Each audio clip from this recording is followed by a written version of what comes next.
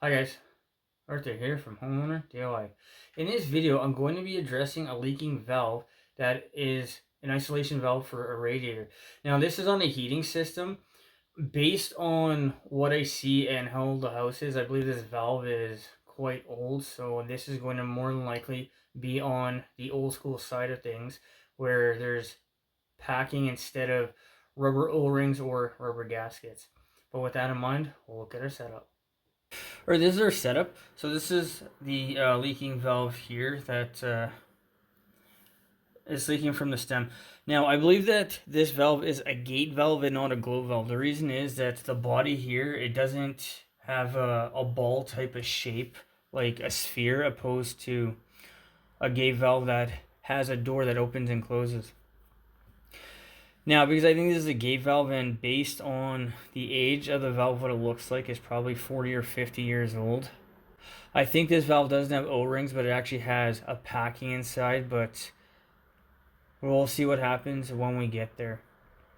A valve leaking out of the stem, whether it's a gate valve or a glow valve, this is a very common thing to have happen with these valves. It's just the age of the valve. And keep in mind, these valves are not open all that often. So because of that, you can develop pittings and other type of corrosion that will cause a leak down the road. But with that in mind, what we'll do now is material and tools. Alright, this is the materials list for this job. So I have Teflon tape. I have string. This string was bought at a heating store. To me, it's just string, but apparently it's a specialty string. And then last but not least, I have WD-40. I wanted penetrating fluid, but I couldn't find anything, so I'll have to make it work with WD-40. Guys, this is the materials list for this job. So what we'll do now is a tools list. Or this is the tools list for this job. So I have a small sledgehammer, a 23mm open-end box end wrench, flathead screwdriver, a 1/2 by 3/8 brass bushing. This is going to act as a wedge between the packing nut and the sledge when reinstalling the bushing. Channel lock pliers, scissors, flashlight, a pan for water dripping from the valve, and then a bucket for draining down the boiler system. Guys, this is a tools list for this job, so let's fix this leaking valve. Alright, the first thing I'm going to do is take some WD-40. I'd like to have penetrating fluid, but we don't have any here. And with the WD-40, I'm just going to spray it down. I'm going to leave this for about 10 or 15 minutes. But in the meantime, what I'm going to do is I'm going to figure out what size of nut this is. I'm going to assume that this is metric. So what I'm going to do is I'm going to go through my metric wrenches and figure out what size this is. Alright, this nut here is a 23mm. So this is a 23mm open end box end wrench. Now, unfortunately, this is a 12 point. I would want a 6 point or a 6 point deep socket. Guys, if you don't know what a 12 and 6 point socket is, check out the card, because I have talked about this in a quick tip of the week video. But what I'm going to do is I'm going to get the wrench onto the end of the nut.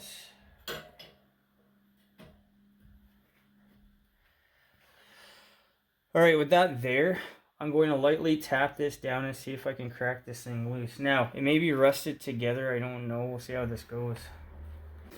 So when trying to crack this thing loose, be very gentle with your taps. It's better to tap more times lightly than a few times with a lot of force. Remember, all this stuff is old.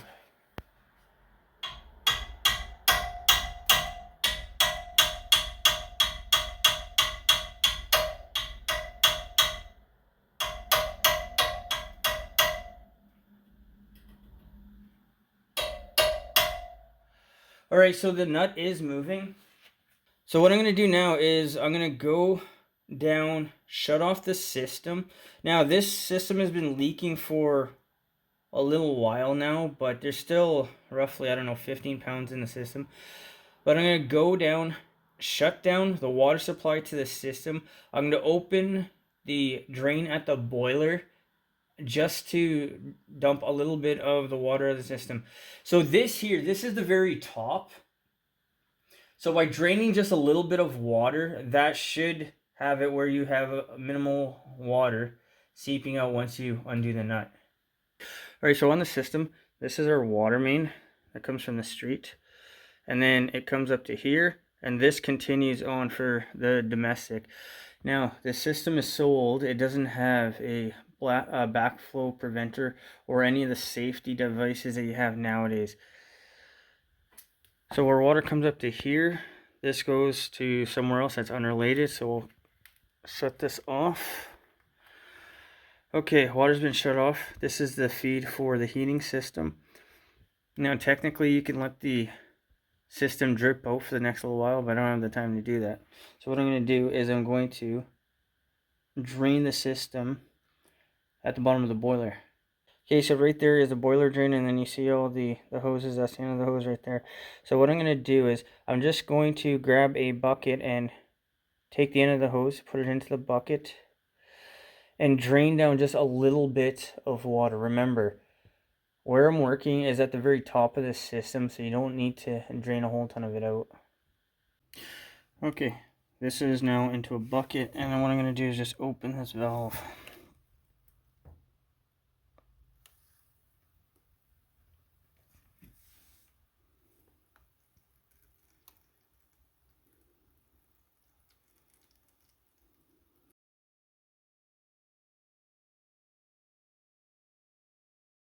You can actually see the murkiness of the water. Again, the question is, how long has the water been in the system? Has it ever been flushed? If you're having a problem with your water temperature, that your gauge is saying at the boiler it's a lot warmer than it is upstairs, you may have a sludge problem.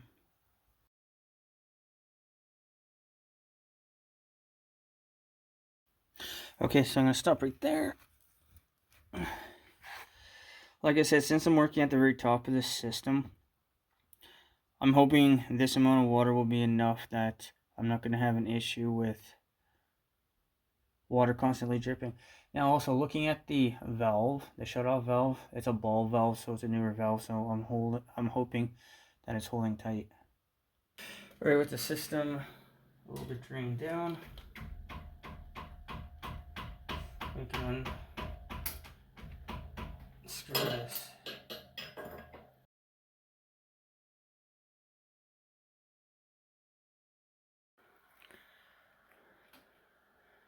You can just see the type of shape that this nut is in. Terrible.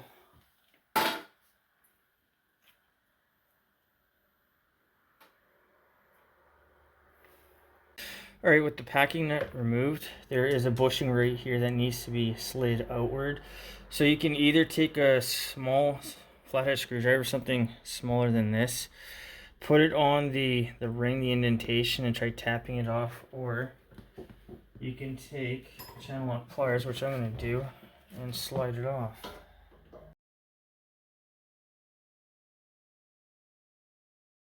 Alright, so this is how I'm going to go about this. So I have my string, and wrapped around the string is Teflon tape. So with the Teflon tape, I just wrap around the string until I get to the very end.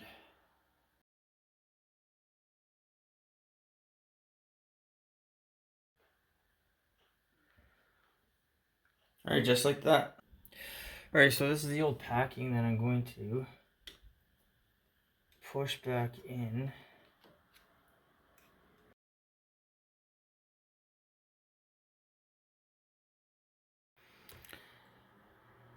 Alright, so this is the new string that I'm going to wind around the stem.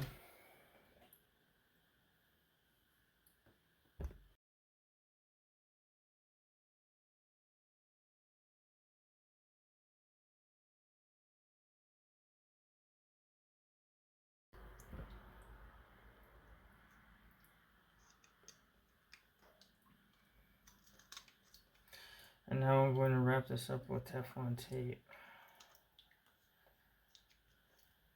Probably do about 6 wraps.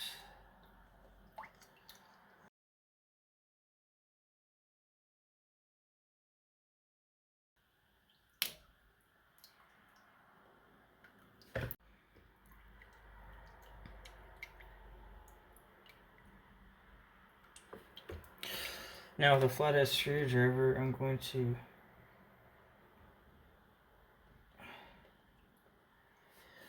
slide it back into place. I might actually wrap this a few more times.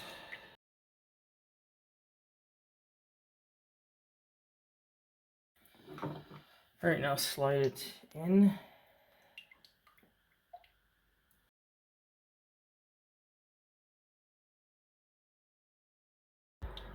Alright, make sure that the valve is closed.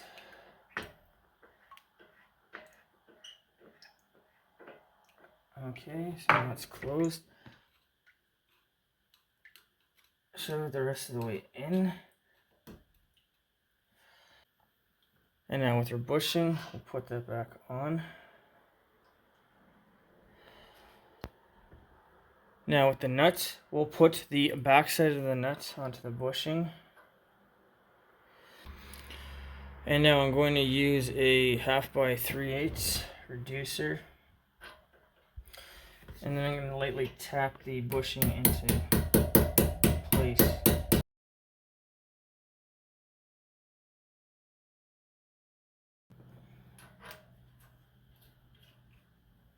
Alright, the packing nut, it catches on the thread, so now I'm going to take my 23mm wrench and tighten the packing nut up.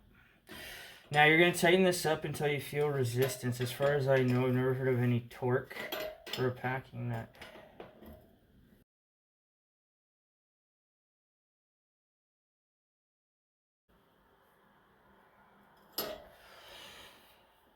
Alright, right there I feel resistance. So we'll take our handle and then open the valve.